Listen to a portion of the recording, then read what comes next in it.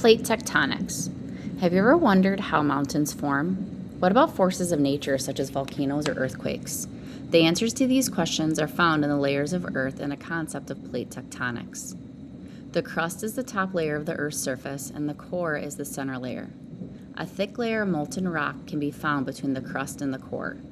This layer of molten rock is known as the mantle. The lithosphere is made up of the Earth's crust and the uppermost part of the mantle. Cool and rigid, the lithosphere is the outermost layer of the Earth and is broken into large, thick pieces called tectonic plates. These tectonic plates contain different kinds of crust, oceanic and continental. Both are less dense than the mantle, but the oceanic crust is denser than the continental crust. This is one reason why continents are higher than the ocean floor. However, some continental plates are submerged in the ocean, and some oceanic plates, such as entirely of Iceland, are above the ocean. Scientists have given names to the Earth's tectonic plates. This map shows the major tectonic plates. Many of these plates are named for the continents or the oceans they support. Maps of the ancient land and water patterns show how the Earth's plates have moved great distances, collided, and spread apart. So these are the major tectonic plates. So we have the African plate, Antarctic plate, Eurasian plate, Indian plate, Australian plate, the Indian plate, Australian plate, North American plate, South American plate, and Pacific plate. How did they discover that the tectonic plates had moved?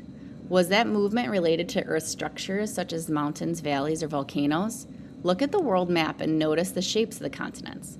Do you see how the continents appear to fit together like pieces of a jigsaw puzzle? Why do you think that is? Is it just a coincidence, or do you think it suggests something important about a history of our planet? What do you think? Continental drift. If you notice that the continents appear to fit together like jigsaw puzzle, you're not alone. In the early 20th century, a German scientist named Alfred Wegener noticed this phenomenon. Wegener hypothesized that one or more points in Earth's history, the continents were connected. Wegener looked for further evidence that the continents might have been connected and might have moved over time. Evidence of continental movement. Matching geologic structures. Wegener looked for other connections between the matching coastlines. Where coastlines appear to fit together, we notice that certain geologic formations also appear to fit together. For example, a mountain range on one coastline appeared to connect with the mountain chain on the opposite coastline. Several deposits of sediment left behind by glaciers also line up along the matching coastlines of the continent. Reflect. Matching fossil evidence. In addition to geological evidence, Wegener found fossil evidence that the continents may have been once connected. Fossils of freshwater reptile called the Mesosaurus were found on both the eastern coast of South America and the western coast of South Africa. It is highly unlikely that these freshwater animals swam across the entire Atlantic Ocean where they were alive. Fossils of this land reptile were also found along matching coastlines of the eastern Africa, central India, and Antarctica. These animals also could not have crossed the ocean separating these continents. Equally unlikely is the possibility that the same species evolved independently on multiple continents. Instead, Wegener reasoned that the continents must have been joined at one time. As the continents moved apart, they took the Mesosaurus and those fossils with them. Wegener concluded from his findings that the continents must move over time. Scientists gave the process its more familiar name, continental drift. At least once in the Earth's history, the continents were connected in large land masses or supercontinents.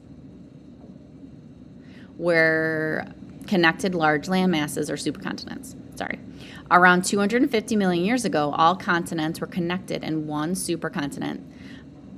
Wegener named the supercontinent Pangaea, which means all the Earth.